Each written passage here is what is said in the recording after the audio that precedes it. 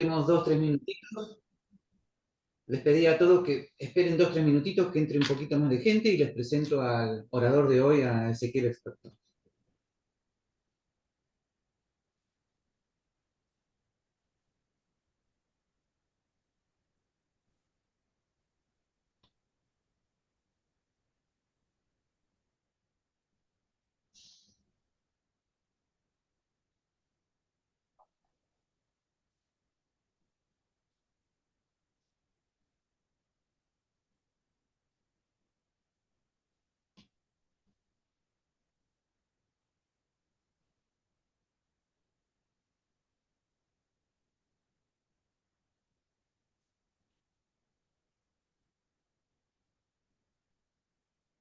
Bien, estoy esperando 30 segundos más y comenzamos.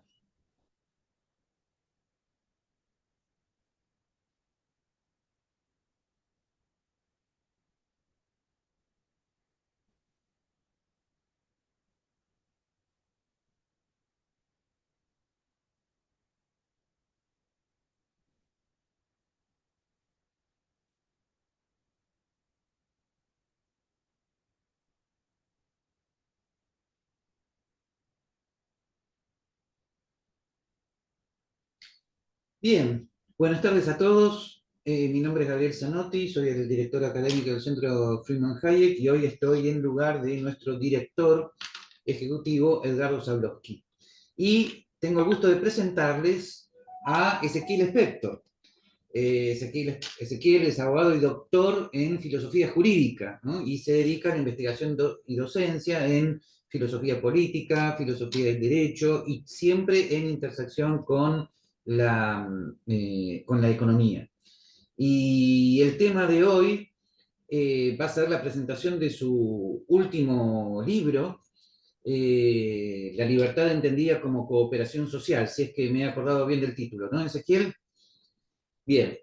Y como siempre les pedimos que las preguntas sean al final en question and answers, en Q&A. Ahí hagan las preguntas, no por chat. Bien, dicho la cual, los dejo con nuestro orador. Gracias, Ezequiel. Muchas gracias, Gabriel, por la presentación. Voy a compartir pantalla.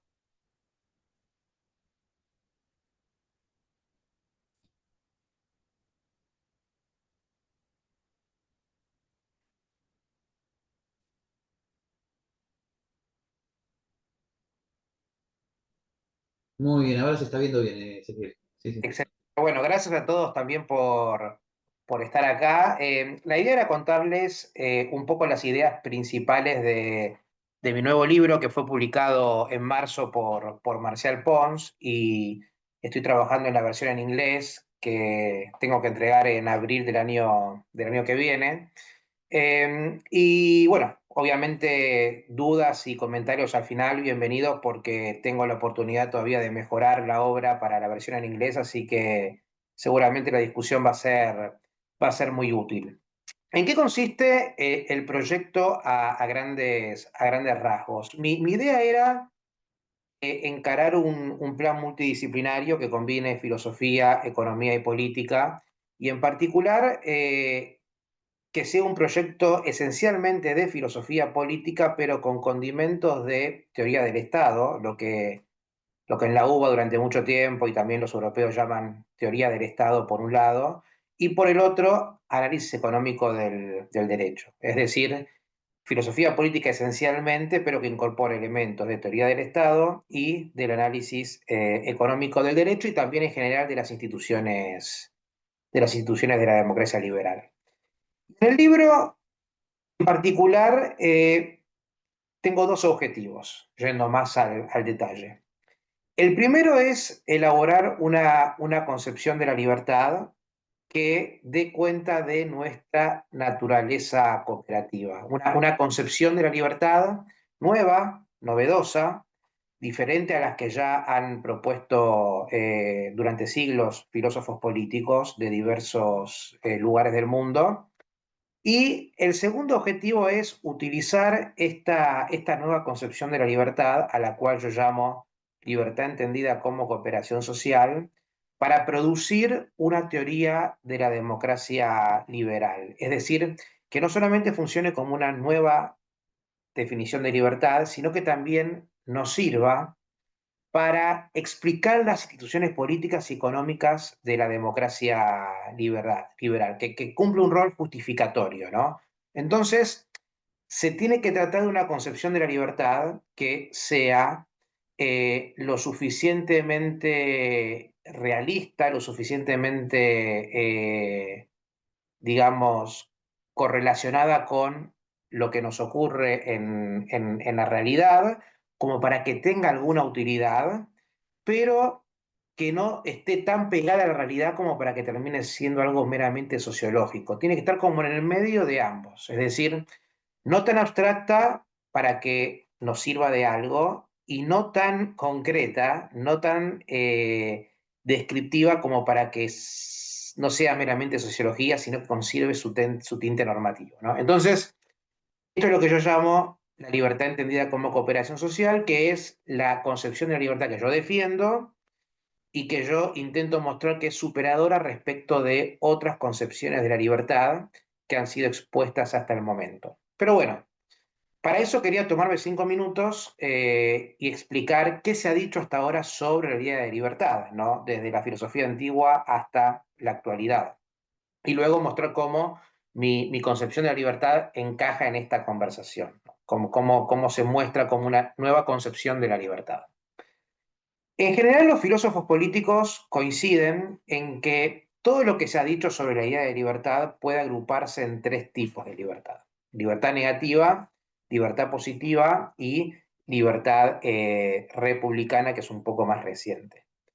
La libertad negativa, en términos simples, es la ausencia de interferencia. ¿Qué significa esto? Que según la idea de libertad negativa, una persona es libre en tanto y en cuanto otros seres humanos no interfieran con su plan de acción, ¿no?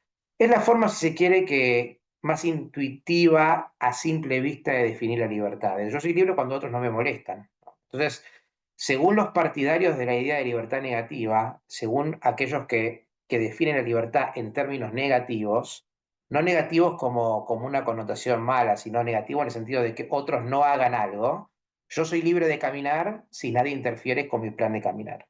Simple. Según la libertad positiva, en cambio, ser libre requiere algo más que la no interferencia. Ser libre es tener control sobre uno mismo y realizar, o al menos ser capaz de realizar, los objetivos fundamentales o actuar de acuerdo con ciertas motivaciones. Entonces, una persona es libre de caminar no solamente cuando otros no interfieren, sino además cuando puede de hecho caminar.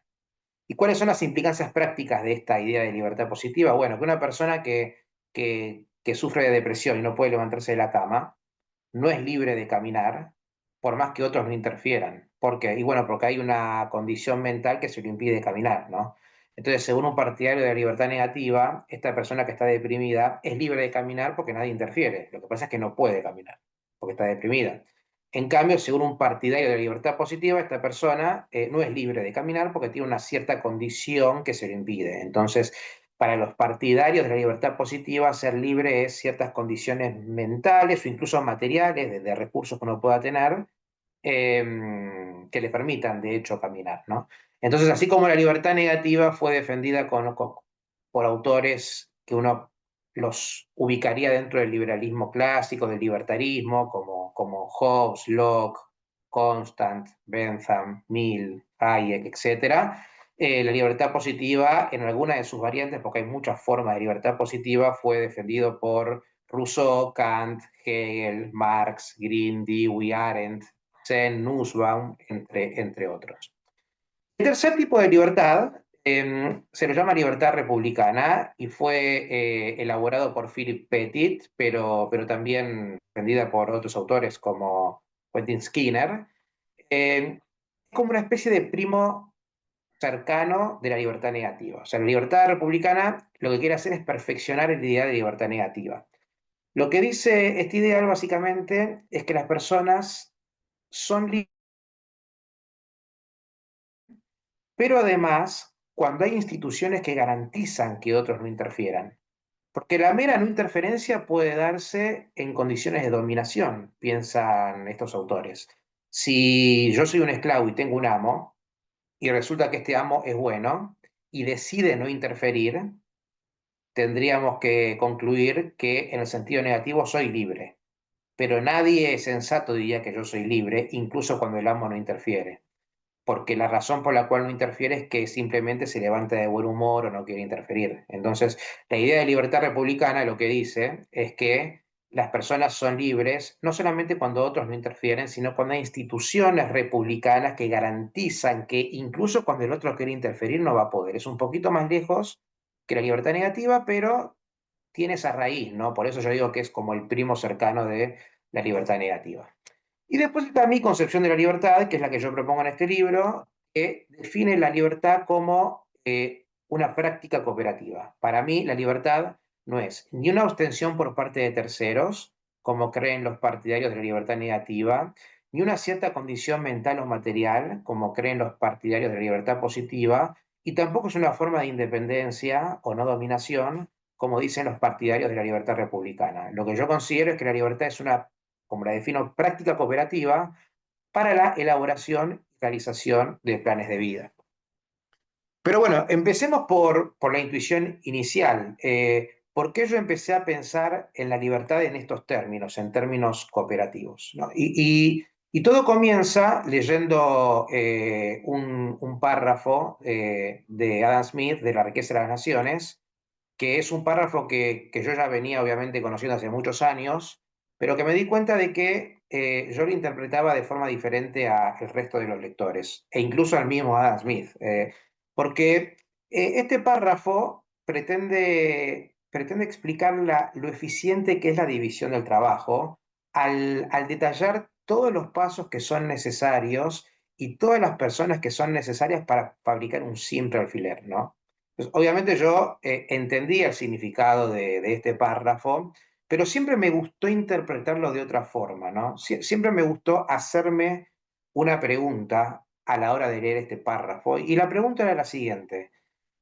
Si tanta gente y tantos procesos son necesarios para fabricar un simple alfiler, ¿cuánta gente es necesaria para que yo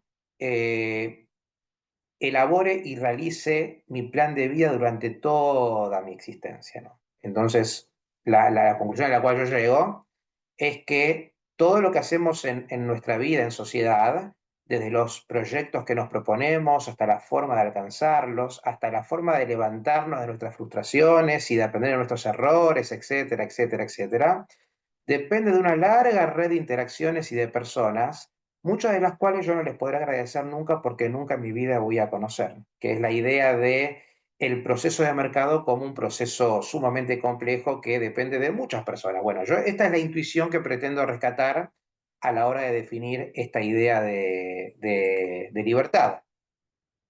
Y cuando hablamos de cooperación social, obviamente no hablamos de algo nuevo. Es decir, mi concepción de la libertad pretende en el fondo reflejar la condición humana, pretende reflejar la naturaleza cooperativa del ser humano, que no es nueva. Los Homo sapiens se convirtieron en los más sabios de los primates hace 40.000 años, cuando aprendieron el gran secreto del progreso, cuando aprendieron el gran secreto de cómo perseguir sus proyectos, que es algo tan simple como hacer acuerdos con otros, ponerse de acuerdo con otras personas para intercambiar bienes o más ampliamente para alcanzar proyectos conjuntos. Entonces, esta simple idea de tener acuerdos entre sí es lo que vuelve a los Homo sapiens los más sabios de todos los primates y la razón por la cual la humanidad ha progresado tanto. Y hoy en día sería inconcebible que nosotros aspiremos a alcanzar proyectos propios. En mi vocabulario sería imposible que seamos realmente libres si no perteneciéramos a un esquema de cooperación social. Circulamos por la vía pública con cierta tranquilidad porque el Estado nos brinda seguridad, o al menos en algún grado nos brinda seguridad. Contamos con dinero para comprar bienes y servicios porque otros están dispuestos a pagarnos por realizar un trabajo que ellos valoran. nos alimentamos porque existen productores e hipermercados, desde cientos digamos, pequeñas cadenas hasta grandes cadenas de bienes y servicios. Estudiamos porque existen escuelas y maestros, nos curamos de nuestras enfermedades porque existen médicos y hospitales, nos vestimos porque existen fabricantes y vendedores de ropa, conocemos nuevos lugares porque existen barcos, trenes y aviones y gente que los conduce, disfrutamos del arte porque existen pintores, músicos y actores, entre otros artistas, podemos llevar una vida sana practicando algún deporte porque existen clubes deportivos, y forjamos amistades y nos enamoramos porque tenemos algo de tiempo libre que usamos para asistir a eventos sociales. Entonces, difícilmente yo pueda aspirar a hacer algo de mi vida si no depende de la colaboración de otros, si no es en función de la colaboración de otros. Incluso, a ver, podemos fijarnos en algo mucho más pequeño que ir a un hospital o ir a una escuela o intercambiar bienes en el mercado. Supongamos que yo quiero, por mi parte, hacer una pizza sin ayuda de nadie, ¿no? Porque yo no creo en la cooperación. Bueno, para hacer una pizza necesito harina, pero no puedo ir a comprar al supermercado la harina porque resulta que yo me prometí a mí mismo que iba a hacerlo sin ayuda de ningún tipo de práctica cooperativa. Entonces, bueno, tengo que armar yo mismo la harina, necesito un arado en principio para moler el grano, o para cultivar el grano, pero un arado no puedo ir a comprarlo porque prometí que yo lo iba a hacer por mi cuenta, entonces tengo que construir mi propio arado. Pero para construir mi propio arado necesito metal, y el metal no lo puedo comprar, tengo que desenterrarlo yo mismo, porque me prometí hacerlo por mi cuenta. Pero para desenterrarlo yo mismo, lo tengo que hacer con mis manos. No puedo usar ni siquiera una pala porque está hecha de metal. Entonces, siendo sensatos, nuestros proyectos, nuestros planes de vida son elaborados y alcanzados solamente porque dependemos de personas que colaboran con nosotros, y a su vez yo colaboro con esas otras personas en sus propios objetivos. Observar cómo las personas han evolucionado y se han ayudado unas a otras a alcanzar sus propias metas es observar lo que a las personas les importa, es observar la forma en la cual las personas se las han arreglado para ser libres a través de proyectos cooperativos. Entonces, esta idea de libertad como cooperación social que yo quiero defender no es totalmente incompatible con concepciones previas. Es decir, yo creo que califica como una concepción autónoma, pero se nutre de rasgos interesantes de concepciones anteriores. Se nutre de el componente individualista de la libertad negativa. ¿Por qué?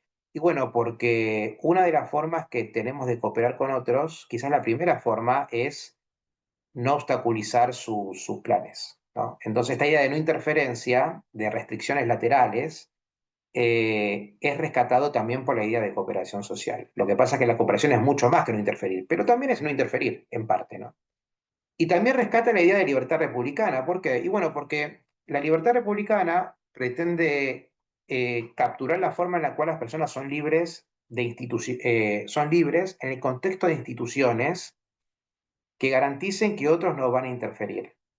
Este componente institucional también está presente y es inherente a la idea de libertad como cooperación social, porque yo también intento retratar un cierto fenómeno que es a las personas viviendo en un contexto de instituciones. Yo no busco retratar la libertad natural que tiene un animal en la selva o una persona viviendo sola en una isla. Busco retratar un fenómeno que es un fenómeno de personas conviviendo en un marco de normas jurídicas y de instituciones. En ese sentido, mi concepción se parece a la libertad republicana. Lo que pasa es que la libertad republicana tiene en el foco de la escena la idea de no dominación, mientras que yo tengo en el foco la idea de cooperación social.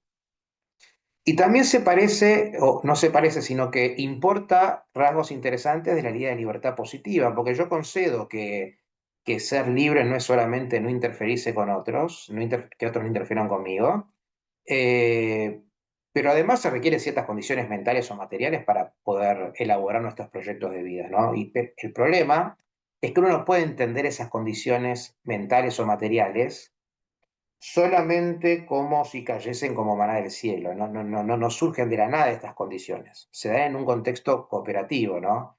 Sería muy poco realista imaginar a una persona ahí en la nada, sin pasado y sin futuro, aislada de cualquier tipo de interacción social, que recibe de algún lado, por alguna razón, ciertos recursos mentales o materiales. Esto no ocurre. O sea, lo que ocurre es que estos recursos con los cuales la gente cuenta se dan en un contexto de mercado, de economía de mercado, de comercio, con un Estado que proteja las instituciones del libre comercio, etc. Entonces, sí concedo a la libertad positiva que hace falta ciertas instituciones y ciertas condiciones mentales o materiales para ser libre, pero que esas condiciones son inteligibles. La razón por la cual la gente cuenta con eso empieza a ser entendible una vez que la interpretamos en el contexto de la cooperación social. Entonces, un rasgo distintivo de mi concepción de la libertad es que descansa en hechos observables. O sea, pretende reflejar la condición humana. No es una concepción de la libertad que está armada de espaldas a la evidencia empírica, sino que se nutre constantemente de la evidencia empírica y en particular de cómo el ser humano ha evolucionado desde que aprendió este gran secreto que es ponerse de acuerdo con otros. Entonces, una buena parte de la historia de la humanidad, digo, trata sobre cómo las personas se las han ingeniado para expandir su potencial de cooperación e inventar formas de servirse unas a otras, ampliando así su abanico de opciones. Pero esto no significa que cualquier forma de interacción entre las personas sea positiva, ¿no? Porque la historia también tiene capítulos muy tristes sobre esclavitud y otras formas de sometimiento. Entonces, mi concepción de la libertad no pretende renunciar a la distinción entre lo que es y lo que debe ser. Mi concepción es normativa, no es sociológica, no es descriptiva, pero sí se nutre de lo que considera los mejores capítulos de la historia de la humanidad. Los mejores capítulos son sociedades que, haciendo uso de la cooperación, crearon el contexto para que las personas elaboren y persigan planes de vida. Y esto va desde tribus que se podrían observar en el Neolítico o a fines del Paleolítico incluso, pasando por prácticas más o menos republicanas, como, en fin, la democracia ateniense, la Revolución Americana, en fin, diferentes formas en las cuales las personas han encontrado, la Revolución Francesa, a través de la cooperación, alguna forma de ambiente en el cual realizar sus proyectos. Entonces, mi concepción de la libertad se reserva el derecho de elegir los mejores capítulos de la historia de la humanidad. Y el hecho de que se reserve ese derecho muestra por qué es una concepción normativa, no descriptiva. No pretende, sin hacer ningún juicio de valor, tomar todo lo que hay en la historia, sino que toma aquellos capítulos que consideran éticamente o normativamente más interesantes y las incorpora a la concepción de la libertad. Y en parte, la democracia liberal es como el punto máximo que la humanidad ha alcanzado en términos de cooperación social, o al menos eso es lo que yo digo en el libro. Esto no significa que uno no puede imaginar formas superadoras, ¿no? Pero la tendencia ahora es la democracia liberal como forma de organizarnos y perseguir proyectos cooperativos.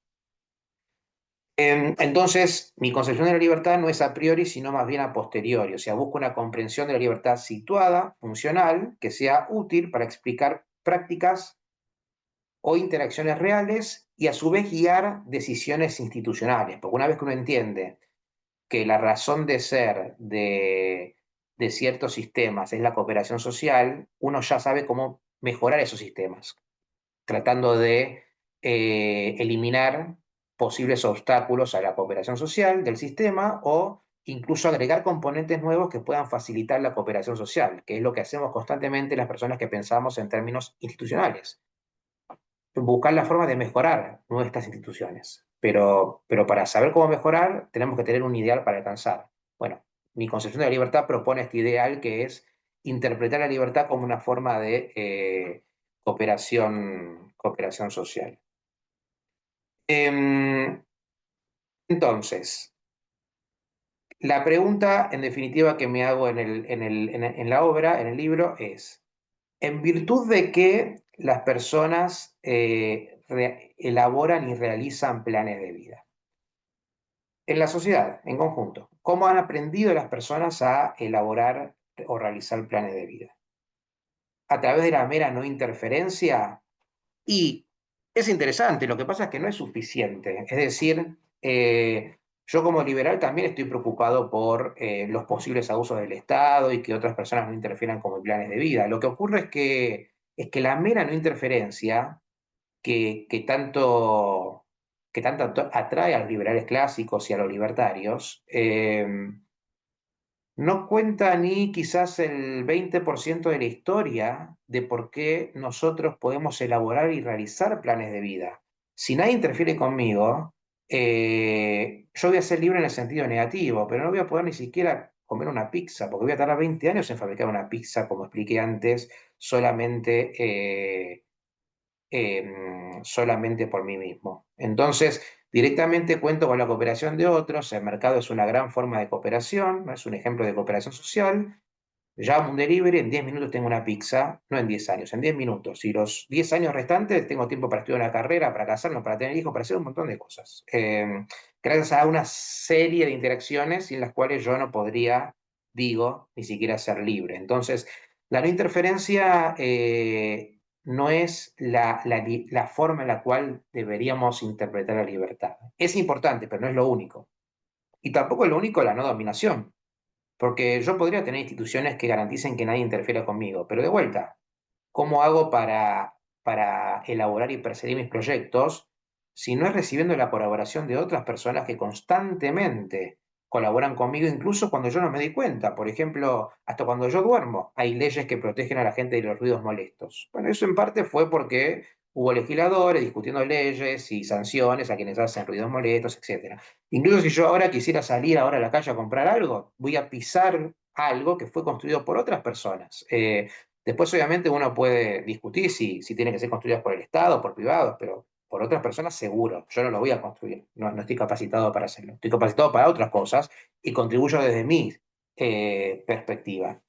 Y también necesito ciertas condiciones mentales o materiales para llevar a cabo mis proyectos. Entonces, por eso es que yo realizo una actividad que otros valoran hasta cierto punto y me pagan por eso, y yo uso eso para comprar recursos que me sirven a su vez para perseguir mi proyecto de vida. Y si tengo alguna forma de obstáculo o impedimento mental, puedo recurrir a profesionales de la salud, ya sea públicos o a través de una prepaga o lo que sea.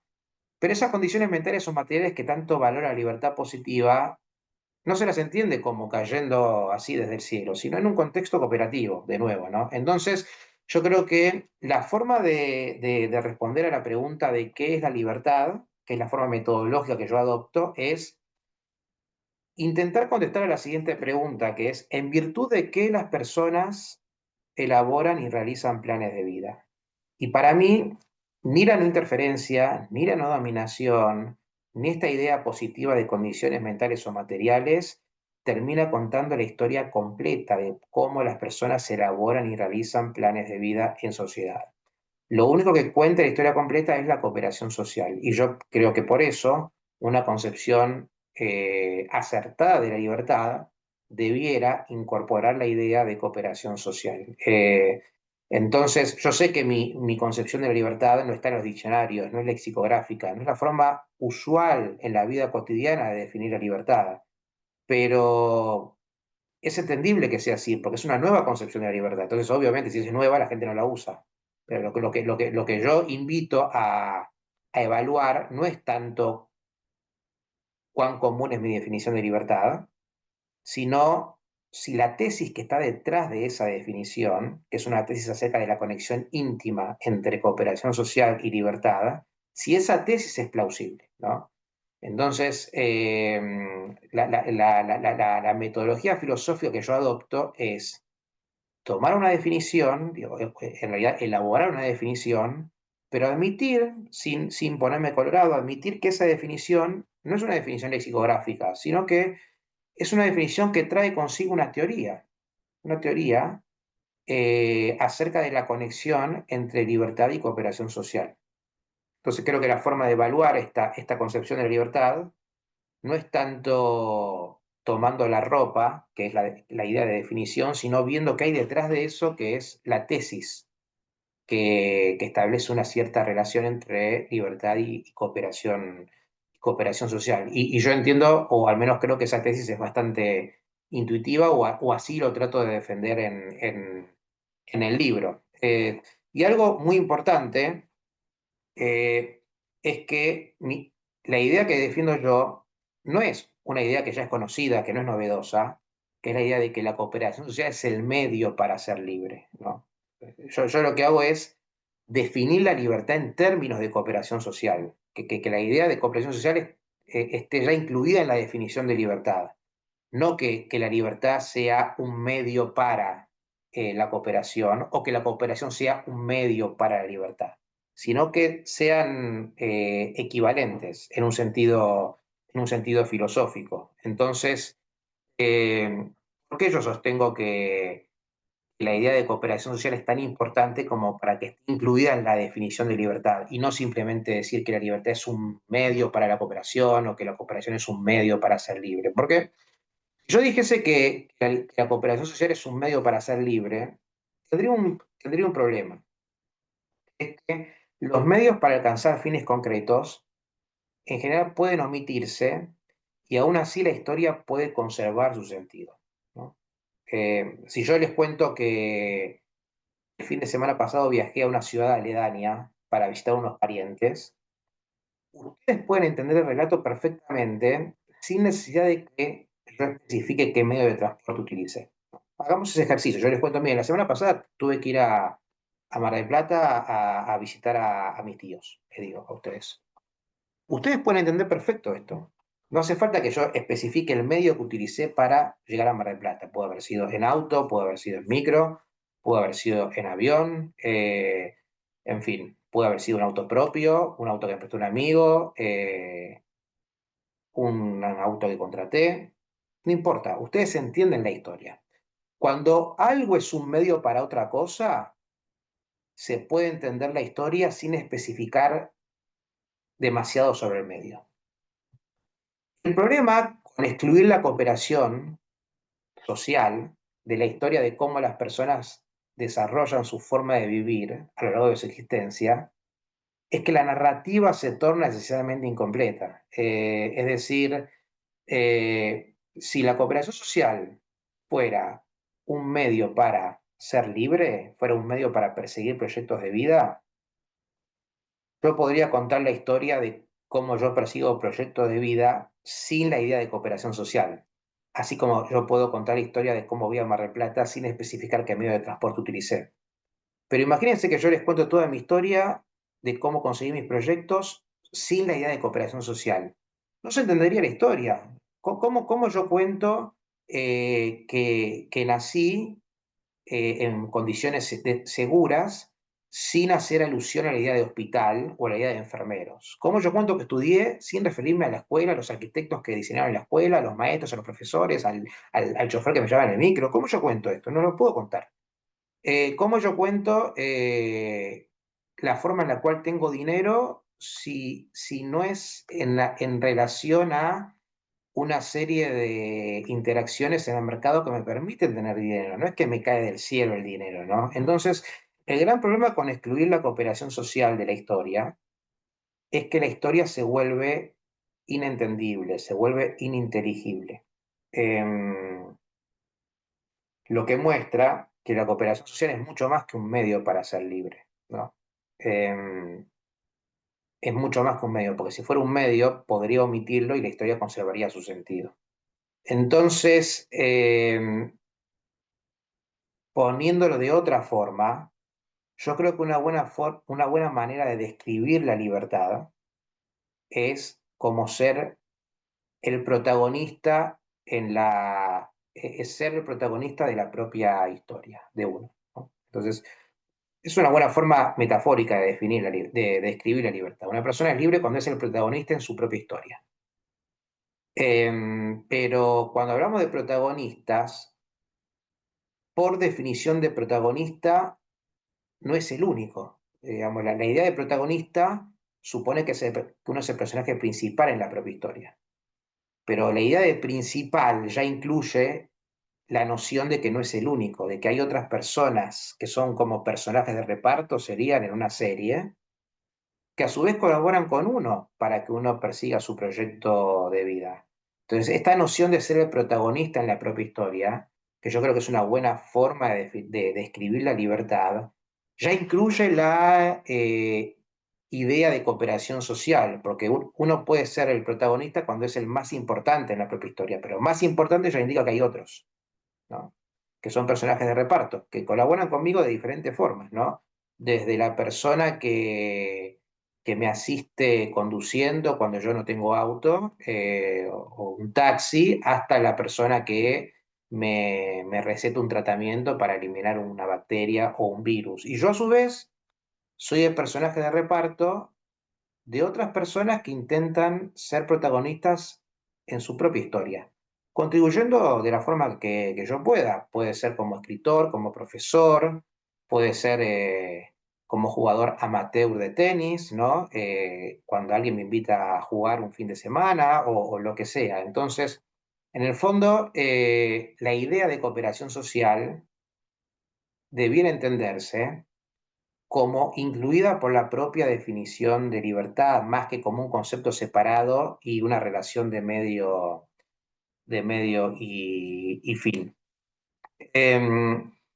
Bueno, y después, y ya paso a las preguntas, a los comentarios, la segunda parte del libro, que no voy a entrar en detalle ahora porque no tendría mucho tiempo, es cómo esta idea de cooperación social puede explicar las instituciones de la democracia liberal. O sea, yo no solamente pretendo defender una noción intuitiva de libertad que es nueva, sino además testear el poder explicativo, ver hasta dónde puede explicar las prácticas que hoy nos gobiernan, con las cuales hoy convivimos, que son las instituciones de la democracia liberal. Entonces, en la segunda parte del libro, distingo entre cooperación de primer orden y de segundo orden. La cooperación de primer orden está relacionada con la provisión de bienes y servicios, que son el tipo de actividades que asociamos con el mercado, y la cooperación de segundo orden está dirigida a preservar el entorno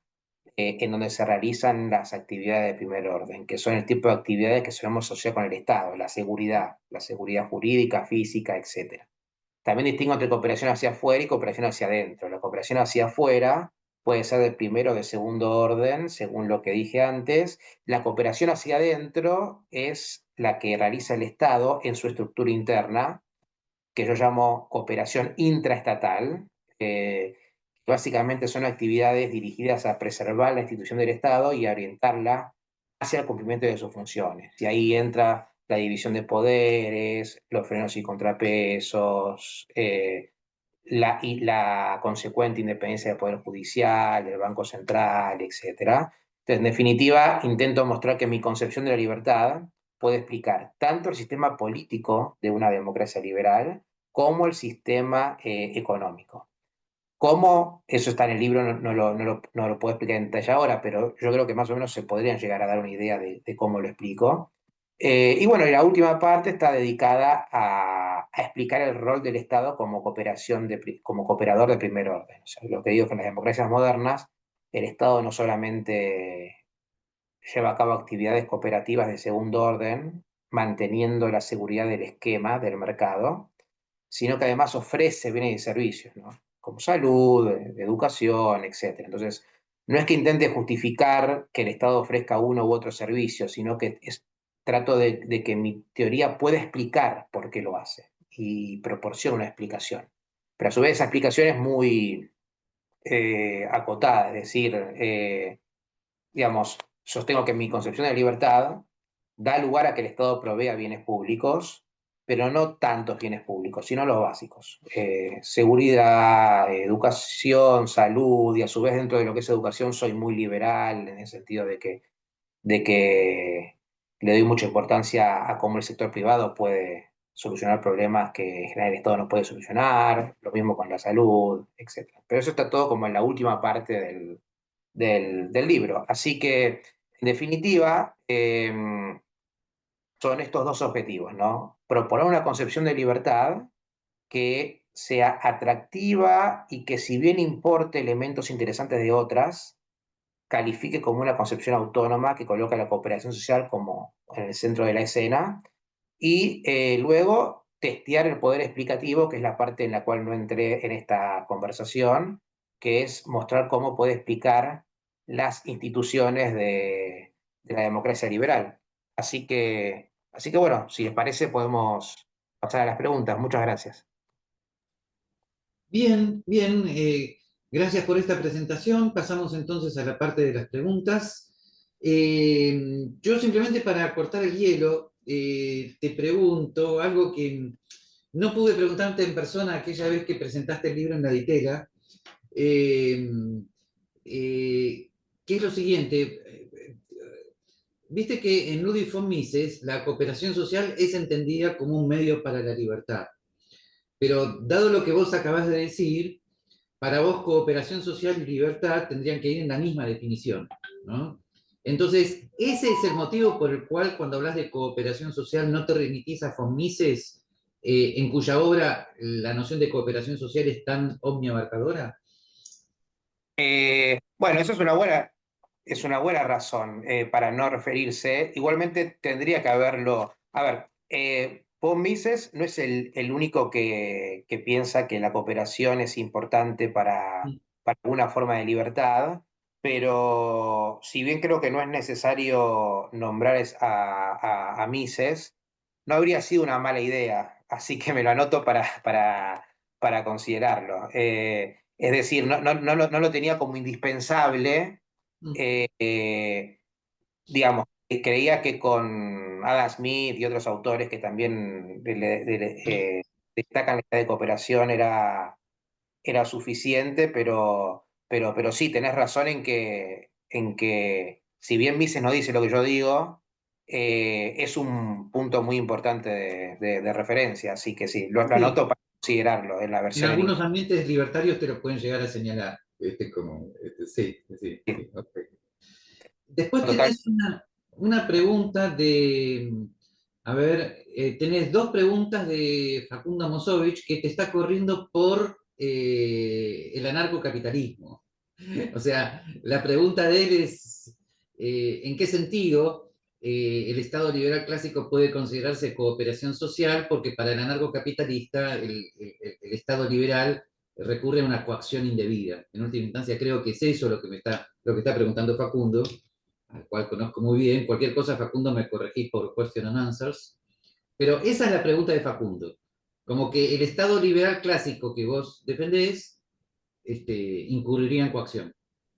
Ok, bueno, y yo estoy leyendo también para ir solamente en sintonía, Facundo Moscovich, no estamos leyendo la pregunta del Mosovich, perdón. Sí, Ok, sí, bueno, para mí es un gran desafío mostrar que una noción de libertad puede ser compatible con alguna forma de Estado, y me tomo muy en serio esa inquietud.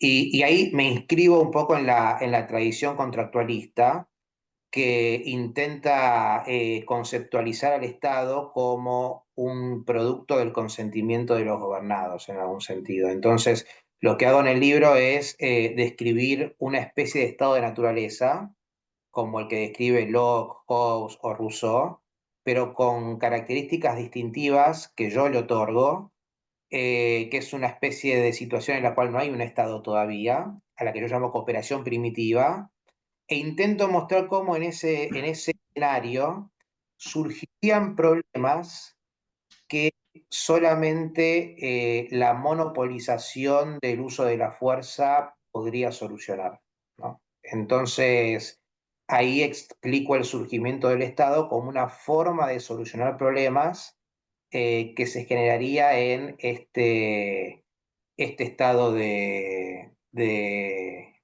naturaleza, ¿no? En este estado de naturaleza que yo describo. En particular, lo que sugiero es que el sistema de justicia en un estado de naturaleza como el que describo sería tan desorganizado que terminaría siendo contraproducente, que es una de las cosas que señala John Locke en sus dos tratados de gobierno, ¿no?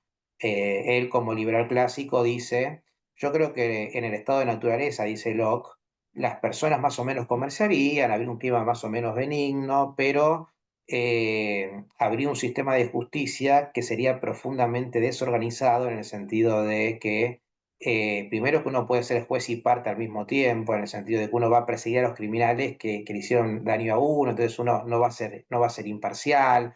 A su vez, al momento de ir a castigar a alguien, yo no sé si ya otro lo castigó. Entonces, sobre todo cuando son sociedades muy grandes, hay una desorganización que hace que sea más apropiado monopolizar el uso de la fuerza, y ahí surge el Estado.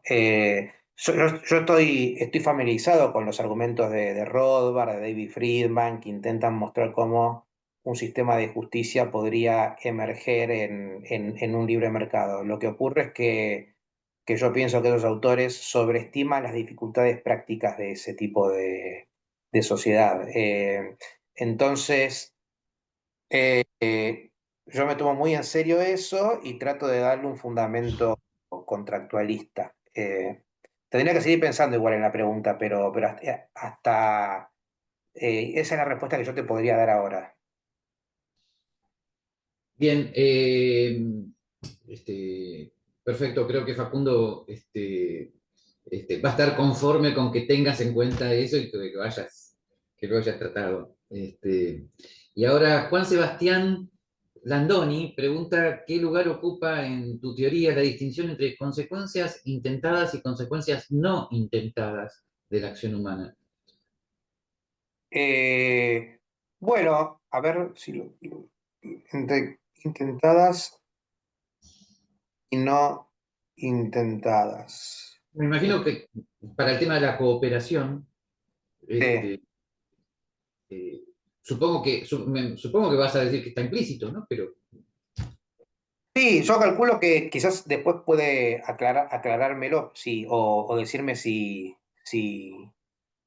interpreté bien su pregunta, pero en el fondo yo creo que la mejor forma de abordar esa distinción es por medio de un sistema de mercado, de la propiedad privada y de un esquema de precios que transmite información acerca de la escasez o abundancia de ciertos productos. Es decir, constantemente las personas generan consecuencias no intentadas cuando llevan a cabo acciones, pero una vez que uno reconoce los argumentos de Hayek acerca de la importancia del conocimiento disperso, de las circunstancias de tiempo y lugar, etcétera, ya el tipo de consecuencias no intentadas dañinas se reducen. La idea de consecuencias no intentadas la identifico más con un Estado intentando planificar centralmente la economía, ¿no? Y yo renuncio explícitamente a eso. Creo que la mejor forma de cooperación social es el mercado en el ámbito privado. bueno, eso que acabas de decir encaja con una pregunta corta, pero importante, de un Anonymous Attendee, que pregunta si el socialismo aplica a la noción de cooperación social, ¿no? Viste que en Von Mises hay un capítulo en la acción humana que dice la cooperación social en ausencia de mercado. No sé si el que pregunta tendrá en cuenta ese tema, pero Sí, yo el socialismo lo descarto explícitamente por ser ser un sistema que no es digamos, es el capítulo quizás más pobre o uno de los más pobres de la historia de la humanidad. Es decir, si yo identifico a la libertad como una forma de cooperación social, luego lo que digo, y esta es una parte que no mencioné en la charla, pero lo que digo es que mi idea de libertad como cooperación social incluye una noción de igualdad, pero no es la igualdad material o más en el sentido marxista. La noción de igualdad que incluye mi idea de libertad como cooperación social es la igualdad de estatus. Es que los sistemas que han proporcionado las mejores oportunidades para elaborar y perseguir planes de vida son sistemas en donde nadie es tan importante como para que si no opera el sistema colapse. Entonces, en definitiva, el único formato que puede cumplir ese requisito de que el sistema se mantenga estable con la colaboración de todos, pero de nadie en particular, el único formato que puede cumplir con ese ideal de igualdad, que yo interpreto que mi noción de libertad incluye, es un sistema de mercado con conocimiento disperso, con una división de poderes que es la que genera el mercado, y con un Estado republicano que esté bien dividido hacia adentro, de forma tal que se controle a sí mismo, ¿no? Entonces sí, el socialismo no lo veo como incompatible con mi noción de libertad como cooperación social. Después hay dos preguntas así conceptuales, muy filosóficas, lo cual es un elogio para mí. Este, Primero, ¿cómo diferencias cooperación de solidaridad? Y la otra pregunta es, ¿qué opinión te merece el liberalismo de John Rawls? Ok. Tanto la cooperación como la solidaridad tienen en común que son actividades voluntarias. Pero la cooperación, si bien es una actividad voluntaria, no hace juicio de valor respecto de la motivación que uno tiene para cooperar. Entonces, en un sistema, en un esquema de cooperación social, y podemos pensar que en el mercado, las personas actúan para enriquecerse o para ayudar a otros, o posiblemente siempre con una combinación de ambas, si uno imagina buenas personas. Pero el punto es que no es tanto el hecho de la motivación que uno lo lleva a cooperar, como el hecho de que si uno planea algo en su vida, necesita la colaboración de otros. Y la mejor forma de tener la colaboración de otros es ir al mercado y mostrar que uno puede dar algo que vale realmente. Entonces, el punto es que esta red de interacciones que es el mercado, es una red de interacciones que te promete muchos beneficios, pero con una sola condición. Hay una sola forma de membresía, que es traiga sobre la mesa algo que le interese a alguien, porque de esa forma usted va a estar contribuyendo con nosotros también, ¿no? Entonces, no pasa juicio respecto de la motivación, pero ambos son actividades voluntarias, aunque la solidaridad con una motivación muy especial. Y la otra pregunta es, ¿qué opinabas del liberalismo de Rawls? Bueno, el liberalismo de Rawls, y todo depende, en realidad, el liberalismo que él defiende en una teoría de la justicia, que es su primera gran obra, me parece que es una muy buena obra, pero no estoy de acuerdo con las conclusiones que él saca. Rawls piensa que el sistema que más honra sus principios de justicia es lo que él llama una democracia de pequeños propietarios, que es una especie de socialismo de mercado, ¿no? Lo que pasa es que la ventaja que tiene eso es que como nunca se implementó, uno no sabe si funciona o no, ¿no? Entonces, la ventaja para el filósofo, que un sistema que nunca se implementó, ¿no? Bueno, quizás Rawls piensa que debe gozar de una presunción de plausibilidad, ¿no?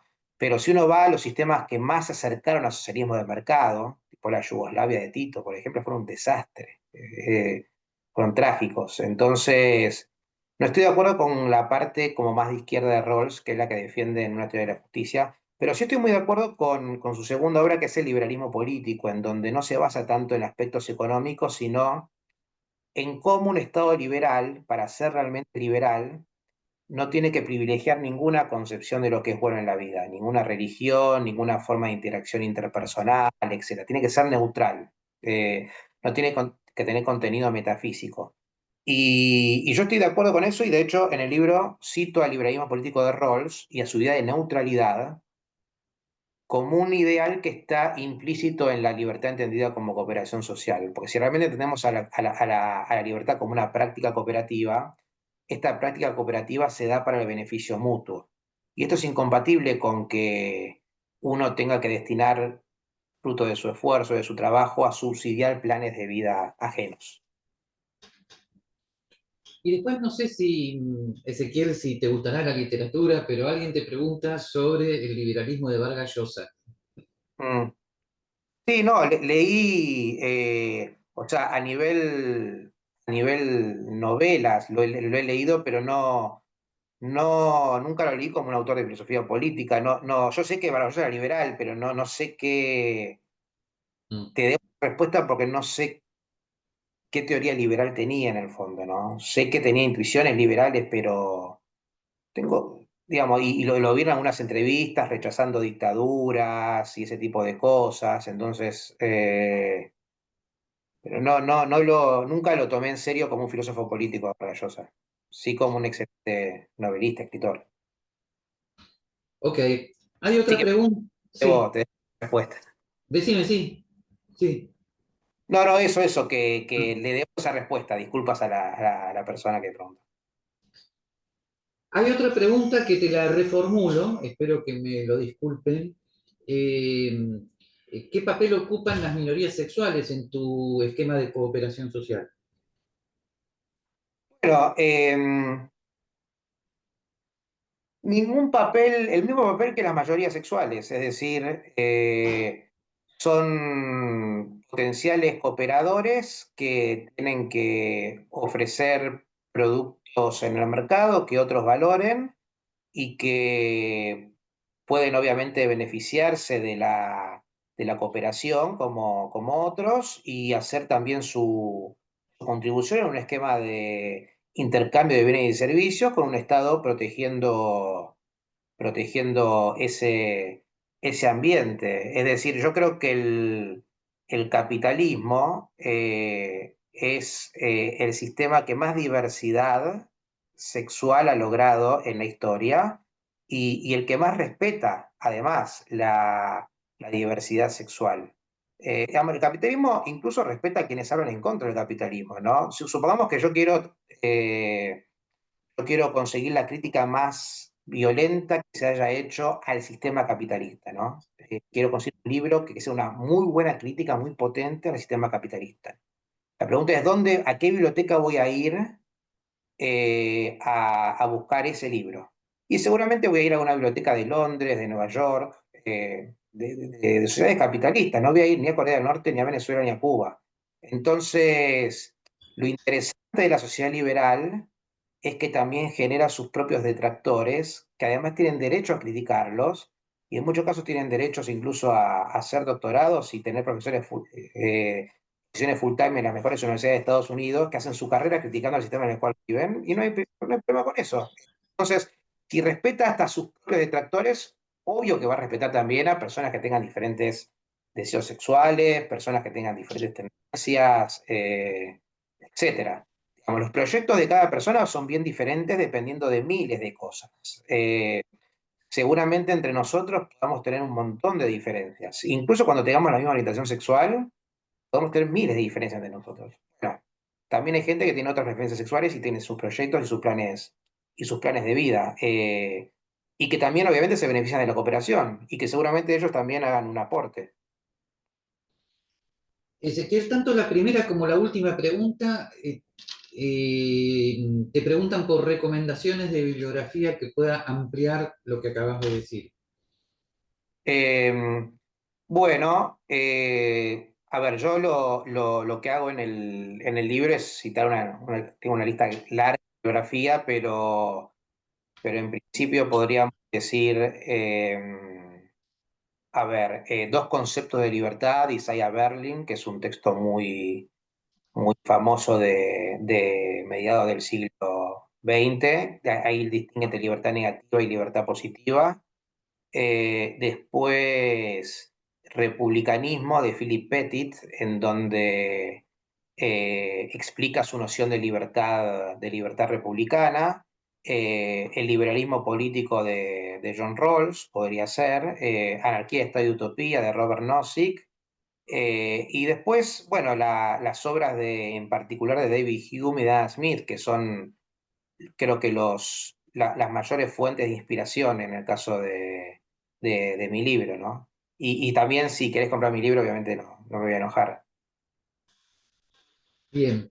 Eh, Bueno, no hay más preguntas en principio, pero me pregunto, pero voy a hacer una última pregunta, eh, más bien psicológica, que me preocupa últimamente. ¿Qué ocurriría? Vos sabés que yo también soy muy partidario de la cooperación social, más influido por Mises.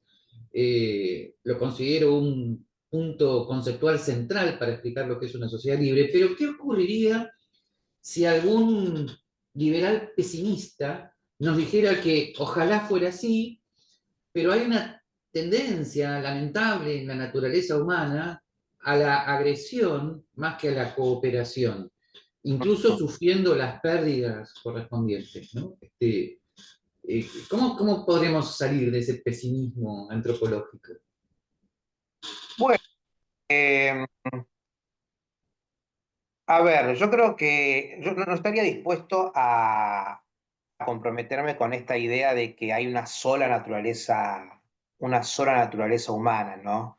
O sea, si bien en el libro digo que yo me nutro de la naturaleza cooperativa del ser humano, en realidad cuando digo naturaleza no quiero decir que haya una naturaleza universal que es la humana, pero sí creo que en la historia el ser humano ha mostrado en muchas ocasiones tener un potencial de cooperación muy grande. Y más allá de cuestiones históricas, de revisar literatura y saber que eso ocurrió, en el fondo es la única explicación de por qué estamos donde estamos, la única explicación del progreso que hemos hecho, ¿no? Entonces, yo no creo que el ser humano sea completamente bueno por naturaleza y por eso es necesario quizás el uso de la coerción en muchos casos, pero sí creo que tiene una predisposición a cooperar y un nivel de, de colaboración que es digno de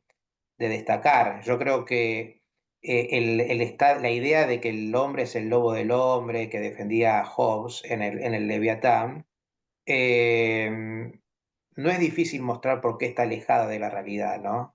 Y por qué en realidad tenía más razón Hume que Hobbes, en el sentido de que las regularidades, las prácticas, la forma de adaptarnos unos a otros, porque nos damos cuenta de que a todos nos conviene, es lo que termina definiendo las interacciones humanas. Entonces yo a esa persona le diría que sí, que tiene razón, en algunos casos la gente se ha matado y en otros ha cooperado. Y mi concepción de la libertad pretende valerse de los mejores capítulos de la historia de la humanidad, pero aún reconociendo las limitaciones humanas, y por eso justifico la existencia de un Estado muy limitado, con división de poderes, etcétera. Bien. Bueno, excelente. Para mí es un gusto haberte escuchado. Es la segunda vez que escucho la charla y esta vez pude apreciarla mejor porque la otra vez tenía que ir. Así que, bueno, enormes gracias por esta contribución académica al mundo del liberalismo clásico y gracias por tu cooperación, valga la redundancia, al Centro Friedman Hayek. Y, y bueno, quedamos entonces en seguir analizando estos temas. Muchas gracias, Ezequiel, y gracias a todos por las excelentes preguntas. ¿Mm? Todos ustedes también. Un saludo. Bien, gracias. Hasta luego.